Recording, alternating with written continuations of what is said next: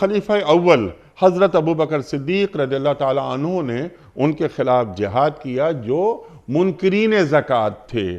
تو ہمارے پاس زکوٰۃ کا انکار تو نہیں کیا جاتا، لیکن زکوٰۃ اپنے اپنے طور پہ دی جاتی ہے۔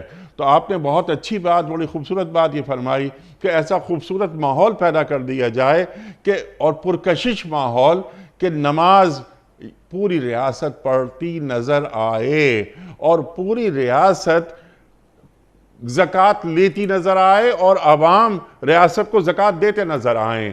تو ڈاکٹر صاحب، یہ جو زکوٰۃ کا ادارہ ہے نماز کے بعد اب زکوٰۃ، تو زکوٰۃ تو ریاست کلیکٹ کرے گی نا؟